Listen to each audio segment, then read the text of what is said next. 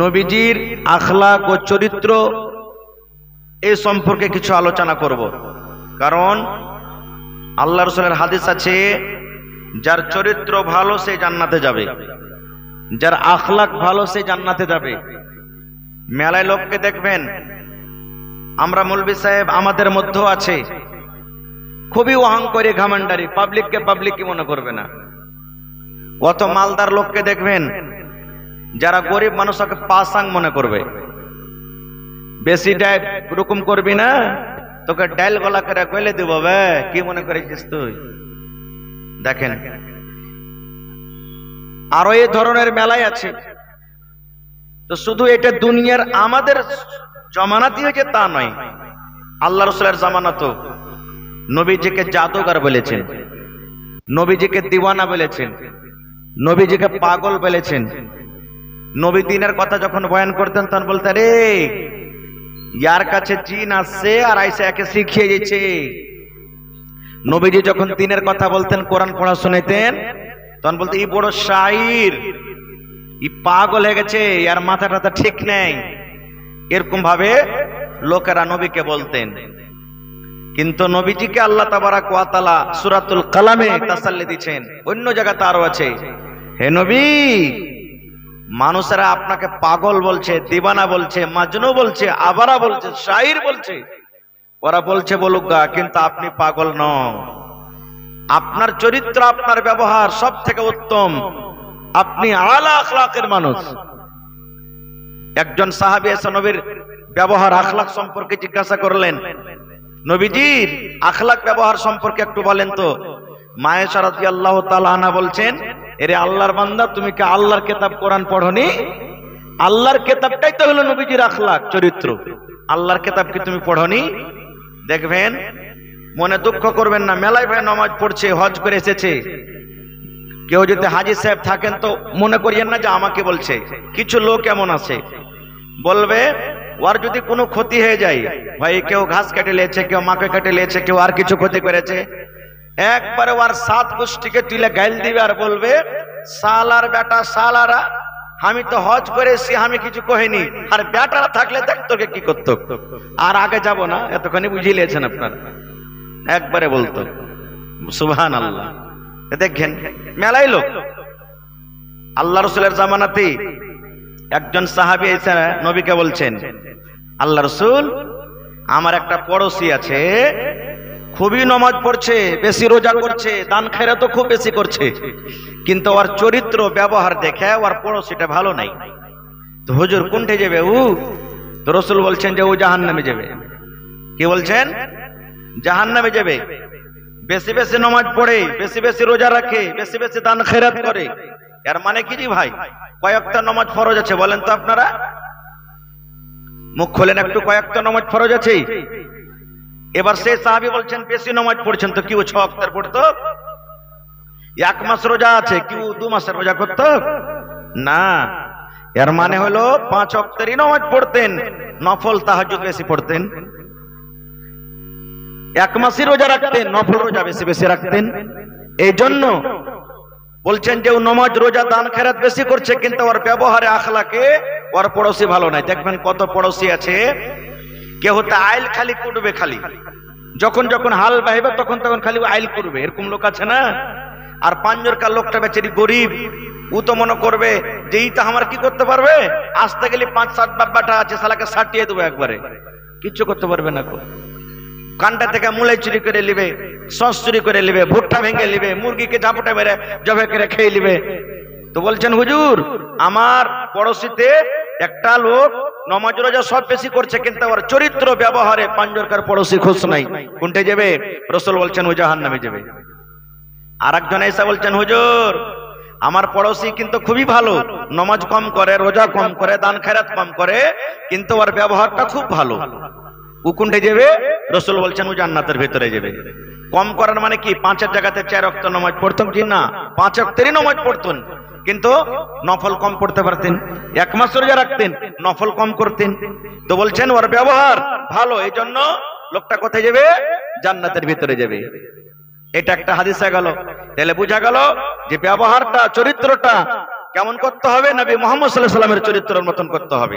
নবীর চরিত্র কেমন আমি পরে বলছি। আরেকটা হাদিস শুনলেন, আল্লাহ রাসূল একদিন বসে আছেন, সাহাবায়ে কেরাম বসে আছেন, আপনারা যেমন বসে আছেন, সাহাবায়ে কেরাম বসে আছেন, নবী বসে আছেন। একটা মাইয়াত ঘাড়ে করে চলিচ্ছেন, জানাজা চলিচ্ছে। এবার নবীজি তখন সাহাবায়ে কেরামকে বলছেন, হা গো, এই মাইয়াতটা জানাজা যে যাইছে, এই লোকটা কেমন? এই লোকটা কেমন? লোকটা ভালো, আর চরিত্র আখলাক আমল কেমন ছিল? কেমন লোকটা? আপনারা সবাই জানছেন, যদি খারাপ লোক মরে তো সবাই বলবে ইসালা মেরেছে তো ঠিক হয়েছে, বলবে না? আর ভালো লোক যদি মরে তো কি বলবে? আহা রে, ও লোকটা কত ভালো ছিল রে, চলে গেল লোকটা, আফসোস হবে না? তো জানাজা চলিচ্ছে, নবীজি সাহাবীকে বলছেন, হ্যাঁ গো, এই লোকটা যে চলিচ্ছে, লোকটা কেমন ছিল? ওর খুবই নাম করলে, নবীজি লোকটা খুবই ভালো, লোকটা এরকম ওরকম, ওর আদত চরিত্র আমল খুব ভালো, মানে খুব ভালো নাম করলেন। রাসূল বলছেন ওয়াজাবাত। রাসূল বলেন কি? ওয়াজাবাত, তারপরে ওয়াজিব হয়ে গেল। বসে আছেন, ফের কিছুক্ষণ পর আরেকটা জানাজা চলিচ্ছে। এবার নবীজি তার ব্যাপারে বলছেন, হ্যাঁ গো, এই লোকটা কেমন বলো তো? তো সাহাবায়ে কেরাম ওর খুবই দুর্নাম করলেন, লোকটা খুব খারাপ, ওর আমল ভালো না, এরকম ওরকম হ্যান ত্যান, মানে খুব দুর্নাম করলেন। তো রাসূল বলছেন যে ওয়াজাবাত, তারপরে ওয়াজিব হয়ে গেল। সাহাবায়ে কেরাম বুঝতে পারলেন না, এবার রাসূলকে বলছেন, ইয়া রাসূলুল্লাহ, আল্লাহর নবী গো, আমরা বুঝতে পারলাম না, একটা লোক ভালো, তার গুণ গাইলাম, লোকটা নামাজে ভালো, রোজাতে ভালো, তেলাওয়াতে ভালো, তার চরিত্র ভালো, সব ভালো, তার ব্যাপারে বললেন ওয়াজাবাত, মানে ওয়াজিব হয়ে গেল। আর একটা লোক যার দুর্নাম করলাম, লোকটার আমল ভালো নাই, চরিত্র ভালো নাই, ব্যবহার ভালো নাই, তারও ব্যাপারে বললেন ওয়াজাবাত, মানে ওয়াজিব হয়ে গেল। নবী গো, ওয়াজাবাত মানে কি আমরা বুঝতে পারলাম না। ভালোর বেলাতে ওয়াজিব হয়ে গেল, আর খারাপের ব্যাপারে ওয়াজিব হয়ে গেল, তাহলে ওয়াজাবাত মানে কি আমরা বুঝতে পারলাম না। নবীজি ভালো গুণ গাইলাম তা ওয়াজিব, মন্দ গুণ গাইলাম তা ওয়াজিব। ওয়াজিবের মানে কি? দয়ার নবী বললেন, ও আমার সাহাবীরা, তোমরা শুনে নাও, যে লোকটার তোমরা নাম করেছো, যে লোকটার তোমরা ভালো নাম করেছো, ওই লোকটা ওয়াজাবাত, মানে ওয়াজাবাতিল জান্নাত, সেই লোকটা আল্লাহর জান্নাতে চলে যাবে, সেই লোকটা আল্লাহর জান্নাতে যাবে রে, তার জন্য জান্নাত ওয়াজিব হয়ে গেল, লোকটা আল্লাহর জান্নাতে চলে যাবে। আর যার তোমরা দুর্নাম করেছো, যার তোমরা খারাপ গুণ গাইছো, সে ওয়াজাবাতিন নার, সেই লোকটা আল্লাহর জাহান্নামের ভিতরে চলে যাবে। তাহলে ভালো ব্যবহার, ভালো চরিত্র, ভালো আখলাক, ভালো আমলওয়ালা আল্লাহর জান্নাতে যাবে। আর যার চরিত্র ব্যবহার ভালো নয়, যার আমল ভালো নয়, সেই লোকটা কিন্তু আল্লাহ রাব্বুল আলামিনের জাহান্নামে চলে যাবেন। নারে তাকবীর। ভাই আমার, তাহলে যত দুনিয়াতে নবী এসেছেন, সমস্ত নবীর চরিত্র আখলাক ভালো এবং আইব থেকে পাক, কোন নবীর মধ্যে আইব নেই। কোন নবীর কাছে বা কোন নবীর ব্যাপারে ওর কমের আইব লাগালছে, কিন্তু আল্লাহ তাবারাক ওয়া তাআলা তার আইবটাকে জাহির করে দিয়েছেন। যেমন একটা নবীর আপনাকে উদাহরণ দিচ্ছি, মুসা নবীর নাম শুনেছেন আপনারা? মুসা নবীর নাম শুনেছেন? এক ফাইটে, এক কিলে ফেরাউনের একটা সিপাহীকে মেরে ফেলে দিয়েছিল ওই মুসা নবী, একটা ফাইটে। আমি ঘটনার দিকে যাব না। তো মুসা নবীর কমের নাম হলো বানি ইসরাইল। ওই কমেরা কি করত? উলঙ্গ হয়ে, মুসলিম শরীফের হাদিস, উলঙ্গ ল্যাংটা হয়ে গোসল করত, লজ্জা বড় করত না, ওরা ল্যাংটা হয়ে গোসল করত। ওর কমেরা উয়াকে দেখতো, উয়াকে দেখতো, কুয়ার দিকে তাকাতো, কুয়ার দিকে তাকাতো, মানে ল্যাংটা হয়ে গোসল করত ওর কমেরা। আর মুসা নবী লজ্জাশীল মানুষ, নবী তো, ও আলাদা হয়ে দূরে তখন গোসল করত, কাপড় পিন্ধে গোসল করতেন। এবার তখন ওর কমের মধ্যে টোহা টিপে লাগিয়ে দিলে, হবে ই মুসা কেন আমার সাথে গোসল করে না, ব্যাপারটা কি? ইয়ার ওই বাটখারা বা অন্ডকোষ যাকে বলে, এটা কি বড় হয়েছে নাকি? এতে কি কোনো রোগ আছে? হাদিসের কথা বলছি ভাই। বলছে ওর অন্ডকোষটা, বিচিটা, এটা কি বড় হয়েছে? এতে কি কোনো রোগ আছে নাকি? এটা নবীর পর এক টাইপ লাগা হয়েছে না, হয় না? হয়তো ওইটাকে লুকাবার জন্য ও আলাদা করে গোসল করছে, না হলে ও আমাদের সাথে কেন গোসল করবে না? এই দেখেন আল্লাহ রাব্বুল আলামিনকে এটা পছন্দ হলো না যে আমার নবীর যে বিনা আইব আছে তাকে আইব লাগাবে। সুবহানাল্লাহ। একদিন মুসা আলাইহিস সালাম আলাদা করে গোসল করছেন, কিন্তু কি করেছে, কাপড়কে খুলে দিয়ে একটা পাথরের উপরে ছেড়ে দিয়েছেন। যেমন আমরা গোসল করতে যাই ঘাটে, কোন জায়গাতে ভালোভাবে তুই কাপড় কি তুই না, তো মুসা নবী কাপড় টাপড় জামা টামা যা ছিল খুলে টুলে আর কমের কথা শুনে আলাদা গোসল করছে, কিন্তু খুলের কেড়ে ছেড়েছে কাপড়ে পাথরের উপরে। এবার আল্লাহর দয়া কি দেখেন, যেমনই কাপড়টাকে থিয়া মুসা নবী গোসল করতে শুরু করেছে, মুসা নবীর কাপড় কোটাকে লিয়ে পাথর লেগেছে পালাইতে, পাথর লেগেছে পালাইতে। এবার মুসা নবী দেখছেন যারে এখানে মানুষজন কেউ নাই, পাথরে তা আমার কাপড় পালিয়েছে। তখন বলছে পাথর আমার কাপড়, এ পাথর আমার কাপড়, এ পাথর আমার কাপড়, মানে আমার কাপড় দে। আচ্ছা বলেন তো, এরকম ভাবে যদি একটা লোক যদি চিৎকার করে চিল্লায়, আশেপাশেকার লোক ওর দিকে তাকাবে কি তাকাবে না, যে কি কারণে লোকটা চিল্লাইছে? আর পাথর ওই কমেরা যেদিকে গোসল করছে মুসা নবীর ওদিকে দৌড়িয়ে চলে যাচ্ছে পাথর। মুসা নবী পিছে পিছে পাথরকে ডাকছে, পাথর আমাকে কাপড় দে, আমাকে কাপড় দে। আর পাথর কাপড় নিয়ে পাল্লে চলিচ্ছে। যেতে যেতে যেতে পাঞ্জরে যখন চলে গেছে, সুবহানাল্লাহ, সবাই তখন তাকিয়ে দেখছে, দেখে তখন বলছে হবে যেটা মনে করছো না সেটা তো লয়, ঠিকঠাকই তো লাগছে, ভালোই আছে, অন্য কষ্ট ভালো হয়ে আছে, এর তো কোনো আইব রোগ বিধি নেই। মুসা নবী তখন রাগ করে পাথরের উপরে 5-7 বাড়ি মেরেছে, যে পাথরের দাগ হযরত আবু হুরায়রা রাদিয়াল্লাহু তাআলা আনহু বলছেন যে ওর মায়ের চোটে পাথরের দাগ লেগে গেছে, দাগ পড়ে গেছে। সুবহানাল্লাহ। তাইলে ভাই দুনিয়াতে যত নবী এসেছেন সমস্ত নবীর আখলাক, ব্যবহার, চরিত্র একবার উত্তম, ভালো, আফজাল। আর একটু আগে চলেন, নবীজি কত সুন্দর ছিলেন। ইসব নবীর ব্যাপারে সবাই জানছেন যে ইসব নবী সুন্দর নাকি? হানা বলেন, জানছেন না? জানছেন না? ইসব নবী কত সুন্দর ছিলেন জানেন? মুসলিম শরীফের একটা হাদিস এসেছে, আল্লাহ রাসূল বলেছেন দুনিয়াতে যত মানুষ এসেছেন কিয়ামত পর্যন্ত আসবে, সমস্ত মানুষকে আল্লাহ অর্ধেক সূরা দান করেছেন। আমাকে, আপনাকে, ওয়াকে ওয়াকে ওয়াকে ওয়াকে, হালেমাকে, জায়দাকে, খালেদাকে, সেফারাকে, এই পারাকে, ভোল্টুকে, লালটুকে, পুলটুকে, এইকে, পিঙ্কুকে, রিঙ্কুকে, টিঙ্কুকে, যত মানুষ আছে অর্ধেক রূপ দিয়েছেন। আর অর্ধেক রূপ মুসা নবীকে একাই দান করেছেন। আল্লাহ রাব্বুল আলামিন অর্ধেক রূপ একাই দান করেছেন। ভাই মুসলমান, এইবারে মুসা নবীর ঘটনা আমি বলতে যাব না, কত সুন্দর ছিলেন, একটুখানি আপনাকে শুধু দেখাবো। মুসা নবী, ইউসুফ নবী আজিজে মিস্র, মিশরের বাদশা ওর একটা গোলাম বানিয়ে নিয়েছিলেন তাকে, ইউসুফ নবীকে। ওর স্ত্রীর নাম হলো জুলাইখা। জুলাইখার বাড়িতে থাকে, সব সময় ঘোরাফেরা করে। এবার আস্তে আস্তে আস্তে জুলাইখা ইউসুফ নবীর পিছে পাগল হয়ে গেলেন, দিওয়ালা হয়ে গেলেন। তার মহব্বতে, প্রেমে, ভালোবাসাতে, তার রূপ দেখে, চরিত্র দেখে, ব্যবহার দেখে, সৌন্দর্য দেখে আস্তে আস্তে আস্তে পাগল হয়ে গেলেন, দিওয়ানা হয়ে গেলেন। এবারে আস্তে আস্তে কথাটা, এই সমস্ত কথাগুলা কি ছুপিয়ে থাকবে ভাই? থাকবে না, জীবনে কোনোদিন ছুপিয়ে থাকবে না। এই কথাগুলা, জেনা, ব্যভিচার, এই ভালোবাসা, অমুক তমুকের কথা কোনোদিন ছুপিয়ে থাকবে না। আস্তে আস্তে ওই পড়োশি জানতে পারলে, ও জানতে পারলে, ও জানতে পারলে, ও জানতে পারলে, একদিন তখন টোহাটিকা শুরু করে দিয়েছে। হে আল্লাহ, আর তোমরা জানো জীবু মাই লোকের যা কথা বলছে, কি হয়েছে? বলছে যে জুলাইখা যা আছে বাদশার স্ত্রী, ওর গোলাম ইউসুফের পিছে পাগল হয়ে গেছে। একটা বাদশার স্ত্রী কি গোলামের পিছে পাগল হয়? এই দেখেন, মায়েলোক বলে না যে মায়েলোকের 36টা কল্লা। বিবি জুলাইখা কিন্তু খুব চালাক, হোশিয়ার। কোন গল্প বলি না ভাই, সূরা ইউসুফ খুলে দেখবেন, একবারে পেয়ে যাবেন, তারজমা খুলে দেখবেন।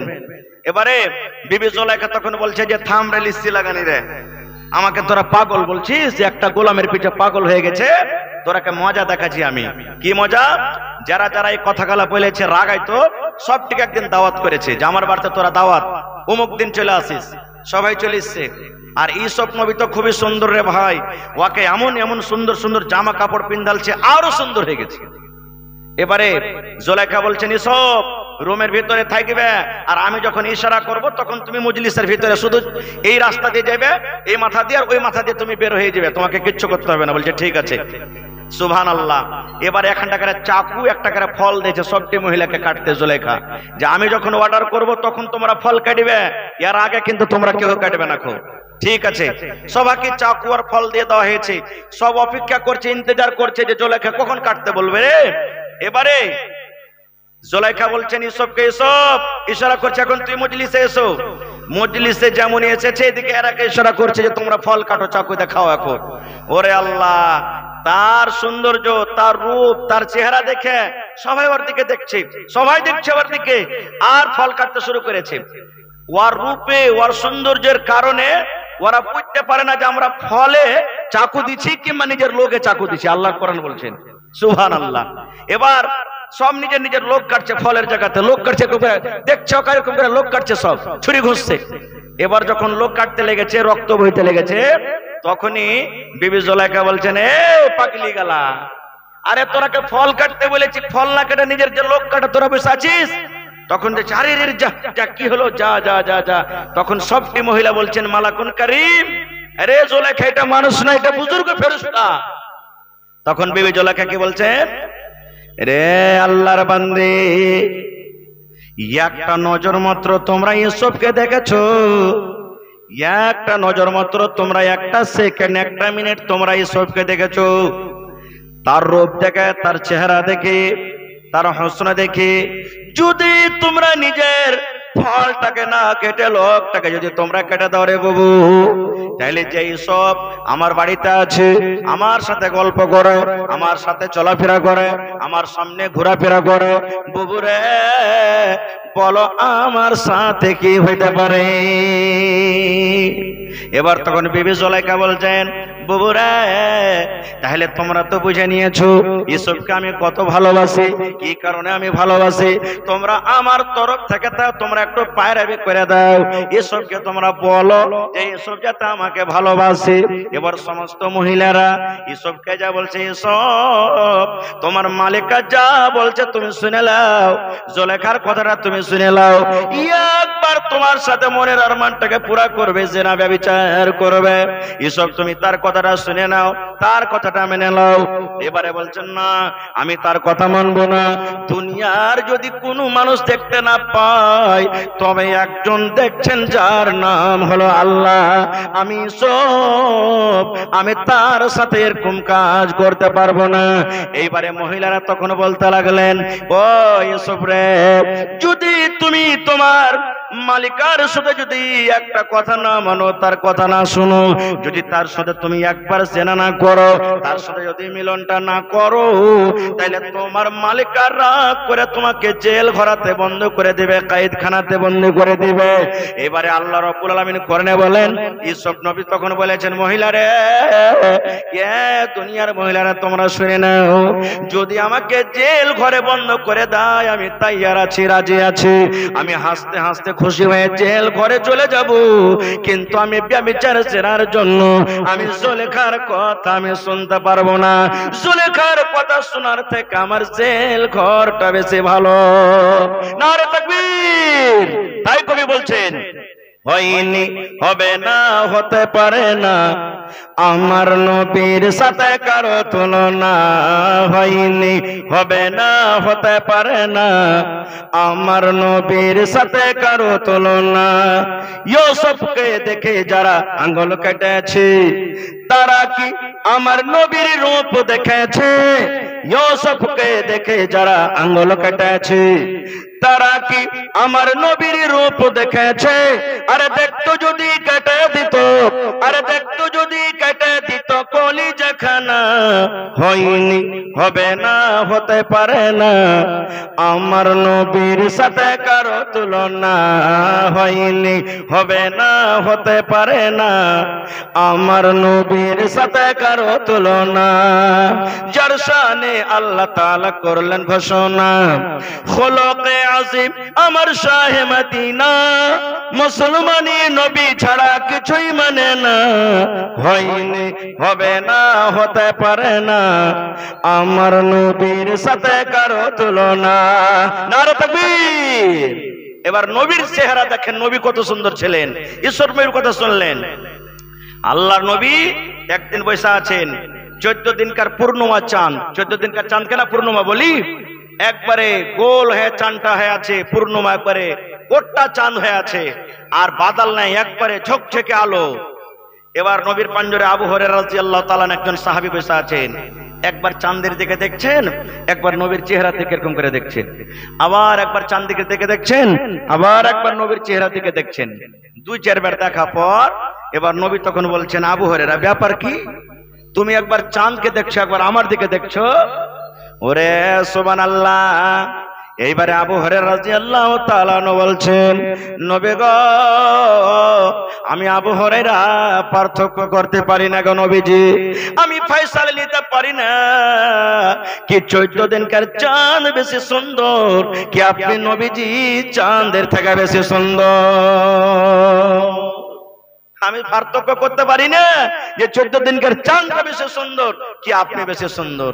আচ্ছা আপনারা বলেন তো, আমাদের শরীরটা যখন ঘেমে যায় তো ভালো লাগে না খারাপ লাগে? জোরে বলেন, খারাপ লাগে না? এখানে যদি কোন একটা লোক হোটেল থেকে আসছে, কাম কাজ করে আসছে, গাঞ্জি টাঞ্জি সব হইতে গেছে, যেমনই আপনি নমাজে পাঞ্জরে দাঁড়াবে তেমনি একটা বাসনা করবে, দুর্গন্ধ করবে, করবে না? করবে না? তখন আমরা বলবো কে গোসল টোসল করে, গোসল টোসল করে। কিন্তু ওরে আল্লাহ, আমার নবী কত সুন্দর ছিলেন, ওরে আল্লাহ নবীর ঘাম কেমন ছিল শুনলেন? আনাস বিন মালিক রাদিয়াল্লাহু তাআলা আনহু একজন সাহাবী বলেন, আল্লাহর নবী উম্মে সুলাইমের বাড়িতে একদিন নবীজি ঘুমিয়ে আছেন, চামড়ার বিছানাতে নবী ঘুমিয়ে আছেন। হ্যাঁ রে আমার দয়ার নবী কত কষ্ট করে রাত কাটালছেন, দিন কাটালছেন রে বন্ধু। কতদিন নবী আমার খাজুরের পাটিতে, খাজুরের চাটাইতে, সপের উপরে নবী আমার ঘুমিয়েছিলেন। ওই যুগে নবীজির জন্য বিছানা ছিল না, ওরে আল্লাহ নবীর জন্য চাদর ছিল না, দয়ার নবীর জন্য তোশক ছিল না। এত কষ্ট করে নবী আমার ঘুমালছেন, আর আমাদের জন্য আজকে দেখেন তোশক, মাথাতে বালিশ তোলা দিয়ে। দয়ার নবীর বালিশের কথা একটু শুনেন। দয়ার নবীর বালিশ ছিল কিসের? দয়ার নবীর বালিশ হলো খাজুরের যে চুকা আছে, খাজুরের যে ছিলকা আছে, এই ছিলকা দিয়ে দয়ার নবীর বালিশ তৈরি করা হতো। ওই আমার দয়ার নবী চামড়ার বিছানাতে একদিন নবী ঘুমিয়ে আছেন। গরমের টাইম, আপনারা জানেন আমরাও জানি, যখন আমরা ঘুমিয়ে থাকি গরমের টাইমে, গরমের সময়তে আমাদের শরীরটা ঘামে কে ঘামে না? বলেন ঘামে কে ঘামে না? বিছান ভিজে যায়, চাদর ভিজে যায়। এই মতো দয়ার নবী ঘেমে গেছেন। দয়ার নবী পাসিনা চলে এসেছে। আমার নবীর ঘাম গোলা, ওখানে তো কোনো সুতির কাপড় নাই যে সুচে নেবে। দয়ার নবী যেমনই ঘেমেছে, চামড়াতে ওই ঘাম গোলা বাঁধিয়ে বাঁধিয়ে গেছে, চামড়াতে ওই ঘাম গোলা পাসিনা গোলা জমা জমা হয়ে গেছে। এইবারে উম্মে সুলাইম আর একটা হাদিস আছে, নবীজির ফুফু, নবীজি আমার ঘুমিয়ে আছেন, দয়ার নবী আমার জানেন না। এবার নবীজির ওই ঘাম লাগার জন্য নবীজির ফুফু এবং অন্য একটা হাদিস আছে উম্মে সুলাইম আনাস বিন মালিকের মা। ওরে সুবহানাল্লাহ, একটা ছোট্ট আতরে যেমন শিশি হয়, আতরের যেমন বোতল হয়, ওই আতরের বোতল নিয়েছে। নবী আমার ঘুমিয়ে আছেন, জানেন না। নবীজির ওই ঘাম গোলাকে, পাসিনা গোলাকে নিয়ে নিয়ে ভর্তি করছেন, ঘাম গোলাকে নিয়ে নিয়ে বোতলে ভর্তি করা হয়েছে। এই করতে করতে দয়ার নবী পট করে জেগে গেলেন। জেগে যাওয়ার পর এবার বলছেন, ফুফু তুমি কি করছো? কি ব্যাপার, তুমি আমার কাছে কি করছো? এবার বলছেন, বেটা মোহাম্মদ, আমি তোমার ফুফুরে বেটা, তুমি যে ঘেমে গেছো, এই তোমার শরীরে যে ঘাম এসেছে রে ধন, এই পাসিনা এই ঘাম গোলাকে আমি বোতলে ভর্তি করছি। এবার নবী যে বলছেন, ফুফু জান তুমি এই ঘাম গোলা বোতলে ভর্তি করে কি করবে? তুমি এই পাসিনা গোলা ভর্তি করে কি করবে? এবার বলছেন, বেটারি দুনিয়াতে কোনো এরকম আতর নাই, দুনিয়াতে এরকম কোনো খুশবু নাই, দুনিয়াতে এরকম কোন সেন্ট নয় রে ভাতিজা কি তোমার পাসিনা তোমার ঘামের থেকে সেন্টওয়ালা হইতে পারে। বেটারে আমার বাড়িতে যে আতর আছে রে ধন, আমার বাড়িতে যে খুশবু আছে, ওই খুশবু গুলার সাথে তোমার এই পাসিনা গলা এক ফোঁটা দু ফোঁটা করে আমি মিলিয়ে দেব, আর আমি নিজের কাপড়ে নিজের গায়ে লাগাবো। শুধু তানের নয়, আমার মোহাম্মদ ছেলে তুমি শুনে নাও, আমি যেদিন মরে যাব, আমার আত্মীয়রা আমি আদেশ করে যাব, ওসিয়ত করে যাব, আমি যেদিন মরে যাব যেন তোমার এই ঘামটা আমার এই কাফনের কাপড়ে ছিটিয়ে দেওয়া হয়। নারে তাকবীর, সুবহানাল্লাহ। দেখেন নবীজির ঘাম দেখেন। এবার নবীজির ব্যবহার সম্পর্কে একটা হাদিস শুনেন। টাইম আমার খুব একবারে শর্ট করে পালাইছে, আর দুটা মতো হাদিসের কথা বলবো। হাদিস লম্বা কিন্তু ছোট্ট করে বলবো। এখানে হাজী সাহেব তো আশা করছে কেউ আছেন, কোন জায়গাতে জরুর হাজী সাহেব মজলিসে আছেন, কাবা শরীফ থেকে এসেছেন। আল্লাহ রসুল যখন নবী হননি তার আগেও মক্কার লোকেরা কাবা শরীফের তওয়াফ করতে, হজ করতে আসতো।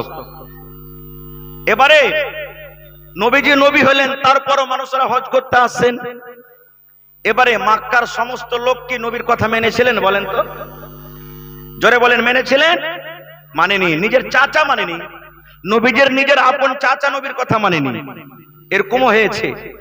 এবারে সুবহানাল্লাহ, এবারে মক্কার লোকেরা যারা বাহির বিদেশ থেকে হজ করতে আসতো তারাকে এলান করতো, রে ভাই তোমরা হজ করতে এসো, হজ করে চলে যাও। কিন্তু ভাই রে, এই মক্কাতে একটা মোহাম্মদ আব্দুল্লাহর ছেলে মোহাম্মদ একটা ছেলে আছে, ওর সাথে ভাই দেখা করিস না তোরা। এত বড় জাদুগার, এত বড় তার কাছে জিন আছে, যদি একবার দেখা করিস তার সাথে তোকে নিজের কবজাতে করে নিবে। কিন্তু ভাই রে খবরদার ওর সাথে দেখা করিস না। ভাই যত লোক মানা করে নবীকে দেখার জন্য অত লোক লালাইতে হয়ে থাকে। হ্যাঁ, সারা জীবনে আর আসতে পাবো কি পাবো না, চল একবার দেখে নি, দেখা যাবে ওর চেহারাটা কেমন। সুবহানাল্লাহ, চল দেখে নি একবার চেহারাটা কেমন। ভাই সব লোকের কথা বলতে পারবো না। জামাত বলে একটা খুব বড় শায়র, আরবির পণ্ডিত, আর ওঝা করবে। আমার কাছে জামানাতে ওঝা করবে যে নাই, আছে না নেই? সুবহানাল্লাহ, কেমন ওঝা করবে? যেই আগরবাতি সামনে রাখবে, ফুল সামনে রাখবে, সুবহানাল্লাহ, পান সুপারি তুলসী অবিজবি আর সুন্দর করে মন্ত্র পড়বে। তাম্বা তুলসের পূজার কইরা রাখিনু রে, হাই রে সোনার বান্দারে, কি বা খাইবা কি বারে নিবা বলো রে, হাই রে সোনার বান্দারে। নাকি এরে আমার মা, এ আমার খালা বোনেরা শুনেন, যারা এরকম কাজ করছেন রে মা, তওবা করেন, আল্লাহর দরবারে তওবা করেন। না হলে মারে আপনি নামাজ পড়ছেন, রোজা রাখছেন, তেলাওয়াত করছেন, এই মন্ত্র পড়তে পড়তে, দোয়া পড়তে পড়তে যদি আপনার মত হয়ে যায়, আল্লাহর জান্নাত আপনি যেতে পারবেন না, আল্লাহর জান্নাত যাওয়া হবে না। যা হোক, এই বিষয় নিয়ে কোনোদিন আলোচনা করব। তবে জামাত বলে একটা লোক হজ করতে এসছে, বড় শায়ের, মানে ওঝা কবিরাজ, ও যখন শুনেছে যে মুহাম্মদের সাথে দেখা করতে হবে না, তখন একটা লোককে বলছে, এ ভাই আমি মুহাম্মদের সাথে দেখা করব, আমি একটা ওঝা কবিরাজ, আমি ওর কাছে যা জিন ভূত আছে আমি আমার কাছে টেনে নেবো। বলছে যাচ্ছ রে ভাই, পারবি না? বলছে না, দেখবো ওর কত বড় জিন আছে, ওর ভূত আছে, চল দেখা। এবার নবীজি আমার নামাজ পড়ছেন, নবীজি নামাজ পড়ছেন। এবার ওই ওঝা কেসা তখন বলছেন যে এই দেখো এটা হলো মুহাম্মদ নামাজ পড়ছে। এবার জামাত বলে ওই শায়ের, ওই কবিরাজ পিছন দিকে বসে গেছে, নামাজ পড়া হবে তখন দেখা করব। এবার নবীজি নামাজ পড়লেন, নামাজ পড়ার পর যেমনই ঘুরেছে পিছন দিকে, দেখছে একটা অপরিচিত আজনবী লোক বসে আছে। এবার নবীজি তখন লোকটাকে বলছেন, রে আল্লাহর বান্দা, কে তুমি, কোথা থেকে তুমি এসেছো, কি কারণে এসেছো? এসো বাবা তুমি আমার পাঞ্জরে এসো, এসো বাবা তুমি আমার পাঞ্জরে বসো, কি কারণে এসেছো বাবারে তুমি বলো। ওরে আল্লাহ, নবীজির যে মিষ্টি কথা শোনা পরে তার দিলে কেন গেতে গেছে। হবে মক্কার লোক কইছে যে লোকটা বলে পাগল, মক্কার লোক বলছে যে লোকটা বলে জাদুগার, এত মিষ্টি ভাষা, এত মিষ্টি কথা, এই লোকটা তো এরকম হইতে পারে না, লোকটা তো চরিত্র খুব ভালোই লাগলো। এবার পাঞ্জরে এসেছে, আসার পর তখন নবী বলছেন যে তোমার নাম কি? বলছে আমার নাম হলো জামাত। বলছে কি কারণে এসেছো? বলছে আপনার নাম কি মুহাম্মদ? বলছে হ্যাঁ। তো বলছে যে আমি শুনলাম যে আপনাকে জিনে নাকি ধরে নিয়েছে, তো আপনার জিনটাকে ধরতে এসেছি আমি। হাদিসের কথা বলছে আপনার জিনটাকে ধরতে এসেছি। রাসূল তখন মুচকি মেরে হাসা বলছেন যে জিন ধরতে এসেছো না? তো বলছে ধরো, তাহলে কেমন করে ধরবে? তখন বলছেন আপনি আপনার জিনটাকে ডাকেন আগে, তাহলে তো ধরবো। বলছেন না, তুমি কবিরাজ ওঝা, তুমি আমার জিনটাকে ডাকো, ডেকে করে ধরো। বলছেন না, আপনি ডাকেন, আপনি আপনার জিনকে ডাকেন। ওরে আল্লাহ, দয়ার নবী এবার শুরু করে দিলেন, ইন্নাল হামদালিল্লাহ নাহমাদুহু ওয়া নাস্তাঈনুহু ওয়া নাস্তাগফিরুহু ওয়া নাউযু বিল্লাহি মিন শুরুরি আনফুসিনা ওয়া মিন সাইয়্যাতি আমালিনা মান ইয়াহদিহিল্লাহু ফালা মুদিল্লা লাহু ওয়া মান ইউযলিলহু ফালা হাদিয়া লাহু ওয়া আশহাদু আল লা ইলাহা ইল্লাল্লাহু ওয়াহদাহু লা শারীকা লাহু ওয়া আশহাদু আন্না মুহাম্মাদান আবদুহু ওয়া রাসূলুহু। ও তো একটা শাইর, আরবির পণ্ডিত। তখনই একবার শুনে বলছেন, ওরে আল্লাহ, এই তো জাদুঘরের মতন কথা লাগে না, এই মানুষের ভাষা লাগে না। আরে আমি জামাত আরবির এত বড় একটা পণ্ডিত, এরকম আরবি তো আমার বাপ ও 14 গোষ্ঠী জীবনে কোনোদিন শুনিনি। এই লোকটাকে বলছে পাগল। তখন আবার জামাত বলছেন, মোহাম্মদ তুমি আর একবার তুমি পড়ে শুনিয়ে দাও, যে কথাগুলা কালেমা গোলা পড়লে তুমি একবার আর শুনিয়ে দাও বাবারে। নবীজি আবার পড়িতে লাগলেন, ইন্নাল হামদালিল্লাহ নাহমাদুহু ওয়া নাস্তাঈনুহু ওয়া নাস্তাগফিরুহু করে করে নবীজি গোটা পড়ে দিলেন। এবার বলছেন জামাত, নবী গো আর একবার তুমি পড়ে শুনিয়ে দাও, এই কথাগুলা শুনতে আমাকে কত মজা লাগছে, এই কথাগুলা শুনতে আমাকে কত ভালো লাগছে, এরকম কথা আমি জীবনে কোনোদিন শুনিনি, একটু আর একবার পড়ে দাও। এবার দয়ার নবী আবার পড়িতে লাগলেন, ইন্নাল হামদালিল্লাহ নাহমাদুহু ওয়া নাস্তাঈনুহু ওয়া নাস্তাগফিরুহু। এবার 3 বার কিংবা 4 বার যখন পড়া হয়েছে, এবার কবিরাজ এসে বলছেন, মোহাম্মদ নবী গো আপনি নিজের হাতখানা আপনি আমাকে বাড়িয়ে দিন, আমি আপনার জিন ধরতে এসেছিলাম, আমার নিজেরই জিন নেমে গেছে। নবী গো আপনাকে আমি নবী বলে মানলাম, আমি আপনার প্রতি ঈমান আনলাম, আপনি নিজের হাতখান বাড়িয়ে দেন, আমি জামাত আপনার হাতে হাত লাগিয়ে কালেমা পড়ে আমি মুসলমান হয়ে গেলাম। নারে তাকবীর, সুবহানাল্লাহ। নবীজির ব্যবহার দেখেন, চরিত্র। আর একটা হাদিস শুনেন, আমি বেশি আর ওয়াজ করব না, একটা হাদিস বলবো। আর যায়েদ বিন হারিসা রাদিয়াল্লাহু তাআলা আনহু একজন সাহাবী, ছোট্ট কালে মায়ের সাথে সফরে ছিলেন, 7-8 বছর বয়স। গুন্ডারা হামলা করে দিয়েছে। যেমন 8 থেকে 10 বছর আগে রাস্তাতে পথে আমাদের দিকে গাড়ি ঘোড়া চুরি হতো না, হানা বলেন, দিনের বেলাতে একবারে বন্দুক ধরিয়ে তো ফুটুস করে মেরে যাচ্ছিল, কাড়ে নিলে সব। আল্লাহর রহমতে গুলো কমে গেছে। মাঠে ধান থাকেনি, মেশিন থাকেনি, এখন সবকিছু বাইরে থেকে ইচ্ছা, আল্লাহর রহমতে, আল্লাহর দয়াতে নাকি। ওই যুগে গুন্ডাগার্দি হয়তো। তো যায়েদ বিন হারিসা রাদিয়াল্লাহু তাআলা আনহু ছোট বাচ্চা, মার সাথে যে গুন্ডারা হামলা করে দিয়েছেন। এবার যতটি কিডন্যাপ হলো তাদের মধ্যে যায়েদ বিন হারিসা একদিন। এবার এই বাজার থেকে ওই বাজার, ওই বাজার থেকে ওই বাজার। আগেতে গোলাম বিক্রি হতো, যেমন এখন গরু ভৈঁস বিক্রি হয়েছে, বাজারে তখন গোলাম বিক্রি হতো। এই হাট ওই হাট, এই হাট ওই হাট করতে করতে করতে শেষ পর্যন্ত মা খাদিজা রাদিয়াল্লাহু তাআলা আনহার বাড়িতে চলে এলেন গোলাম যায়েদ বিন হারিসা। এবার নবীর সাথে যখন বিবাহ হয়ে গেলেন, কার? মা খাদিজার। তখন মা খাদিজা রাদিয়াল্লাহু তাআলা আনহা নবীজিকে তোহফাতে গিফট দিয়ে দিলেন, যে যায়েদ আজ থেকে তুমি আমার স্বামীর বাড়িতে থাকো, স্বামীর পাঞ্জরে থাকো, আর খিদমত করবে, খাদেম হয়ে থাকো। এবার করতে করতে করতে যায়েদ বড় হয়ে গেছে এখন। এবার যায়েদের যেখানে বাড়ি, ওইখানকার লোকেরা হজ করতে এসেছে। হজ করতে এসে তখন যায়েদকে চিনে নিয়েছে। বলছে, হাজি তোমার নাম কি যায়েদ লয়? বলছে হ্যাঁ। বলছে তোমার বাপের নাম কি হারিস লয়? বলছে হ্যাঁ। বলছে তুমি তো মায়ের সাথে হারিয়ে গেছিলেন? তো হ্যাঁ। বলছে ওরে আল্লাহ, তোমার মা তোমাকে ঢুঁড়া ঢুঁড়া ঢুঁড়া পাগল হয়ে গেছে, আমি এক্ষুনি যা বলছে তোমার বাপকে যে তোমাকে এখান থেকে নিয়ে যাবে। বলছে কার বাড়িতে আছো? বলছে মোহাম্মদ বিন আব্দুল্লাহর বাড়িতে আছি। বলছে ঠিক আছে।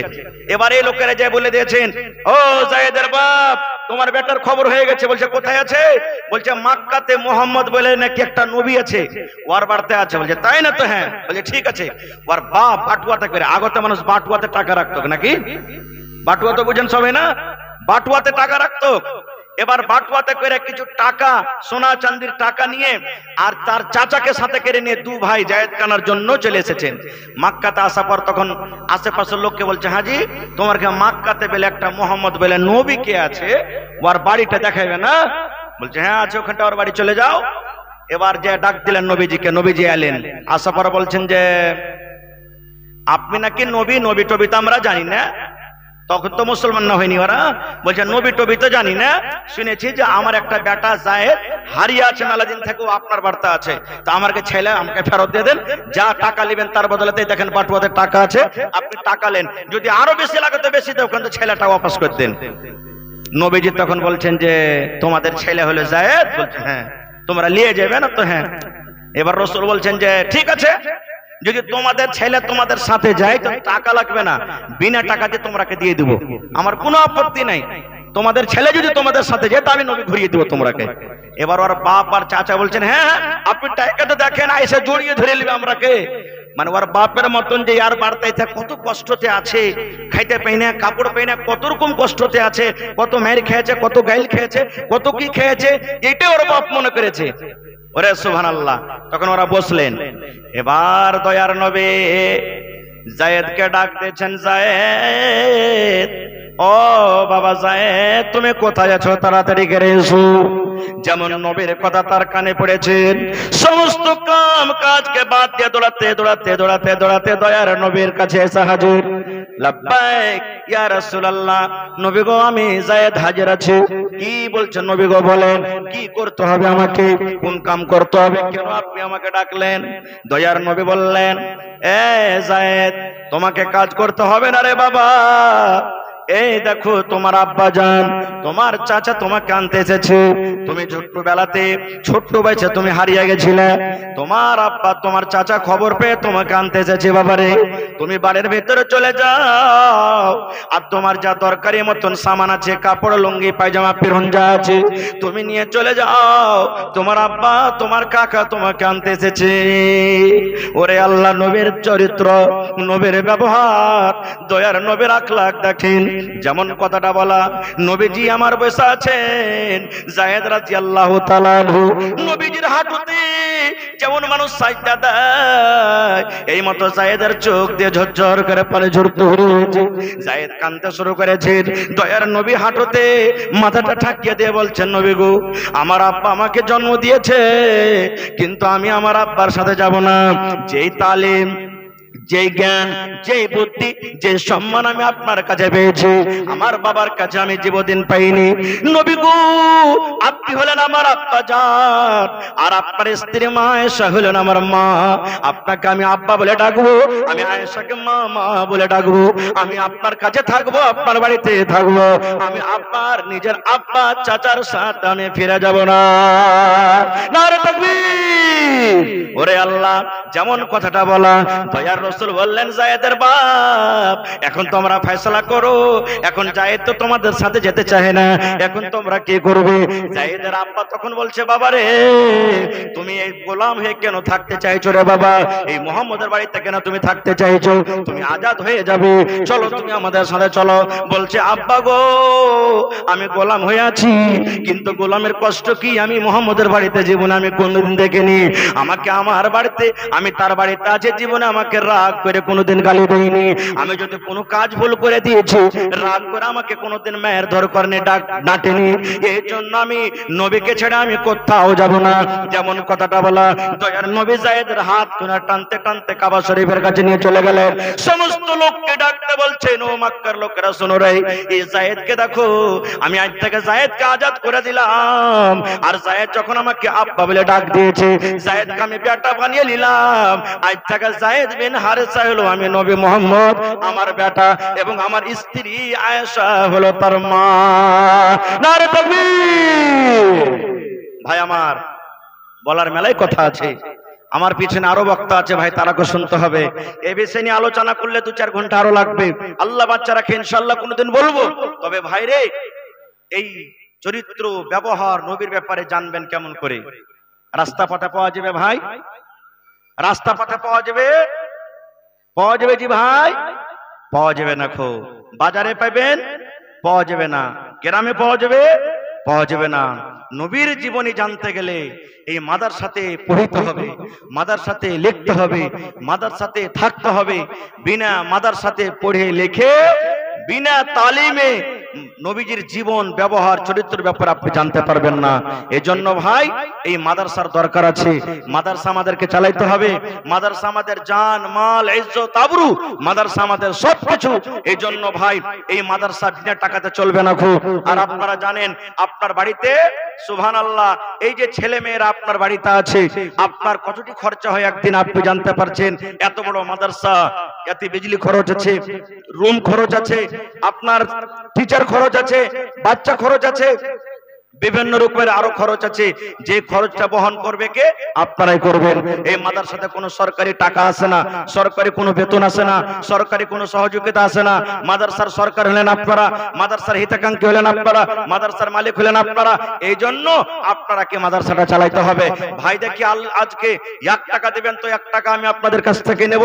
দেখি কোন আল্লাহর বান্দা আছেন আজকে মওলানা এই মাদ্রাসার জন্য, যেখানে একটা ওয়া মানুষ হবে, যেখানে ওয়া মানুষ জানোয়ার থেকে মানুষ তৈরি করা হয়, এরকম ফ্যাক্টরিতে আমি 10,000 টাকা একটা লোক দান করলাম, আমি 5,000 টাকা একটা লোক দান করলাম, আমি 15,000 টাকা একটা লোক দান করলাম, এক বিসমিল্লাহ আমি জমিন দান করে দিলাম, একটা ছাগল দান করে দিলাম, একটা গরু দান করে দিলাম, এবং হাজার 500 করে দেখি 50টা লোক এবং 50 বড়া সিমেন্টের আবদার করলাম। 1 বড়া 2 বড়া 3 বড়া 5 বড়া করে সিমেন্ট। দেখি আমার যুবক ভাই আপনার জীবনে কত টাকা আসছে, কত টাকা যাচ্ছে, কত টাকা নিয়ে আপনি চলে যাচ্ছেন। ভাই আমার এই টাকাটা আপনার জমা থাকবে, কিয়ামতের দিন পাবেন। দেখি একটু আসেন তো আল্লাহর রাস্তে। সর্বপ্রথম 5,000 টাকা কেউ একটা লোক দিতে পারবেন? 10,000 টাকা একটা লোক কেউ দিতে পারবেন? দেখি 1,500 করে 50টা কলমের আবদার করেছি, এবং কমিটির লোককে বলবো মা খালারকে পিন্ডালে চাদর দিয়েছেন, চাদর গেছে। মায়েরা খালারা প্রত্যেক জালসাতে দেখতে পাচ্ছি যে দান করছেন, খুব মন খুলে দান করছেন। এমন এই যে দেখেন কিছুদিন আগে আপনাদের এই বাজারে, কানুয়া বাজারে না হাটখোলা, কানুয়া বাজার না হাটখোলা, এটা কানুয়া বাজারের মসজিদের জালসা হয়েছিল। ওরা সুবহানাল্লাহ, মায়েরা খালারা কত মন খুলে খুলে দান করেছেন। এই আমার নাতবি সাহেব পয়সা আছেন, দেখেন গোটপুরে একটা মাদ্রাসা, এত মায়েরা খালারা দান করেছেন যে বলার শেষ নাই। আমাকে মনে হয় 1 লাখ টাকা থেকে উপর শুধু জেওয়ার এসেছে। তা আজকে দেখি আমার কোনো মা দাদি নানি আছেন, কাঁসার বদনা, কাঁসার থালি, কাঁসার গিলাস, কাঁসার পেয়ালা একে বাড়তে থইতে হবে না, নতুন পুরাতন ভাঙ্গা ফুটা যা আছে সব জমা করে দেন কোরআনের জন্য। কারণ বাড়িতে এগুলা ব্যবহার করে না, আল্লাহর রাহে দান করে দিবেন, নেকি পাবেন গা মা। লিয়েছেন যত কাঁসার বদনা আছে, থালি আছে, গিলাস আছে, চামচ আছে, আর গলার হার, নাকের নাকমাছি, সুবহানাল্লাহ, গলাতে তাবিজ যা থাকছে সোনার, কানের বালি, পার পায়াল, আংটি যা আছে সব লিয়েছেন। এবং আজকে একটা আবদার রাখলাম, এই দেখি চিমনি বাজার এলাকাতে এই খলিফা চক মাদ্রাসার জন্য কোন আমার মা আছেন একটা ছাগল দান করতে পারবে না আল্লাহর রাস্তায়? মাশাআল্লাহ। এই দেখেন আমার নানা জান, কি নাম আপনার? মোহাম্মদ ইসরাইল। সর্বপ্রথম নাম, সর্বপ্রথম দান মোহাম্মদ ইসরাইল সাহেব, বুড়া মানুষ, 500 টাকা দান করেছেন। নানা জোড়া লাগাতে পারবেন না আর 500 টাকা? এক বড়া সিমেন্ট, এই দেখেন 50 বড়া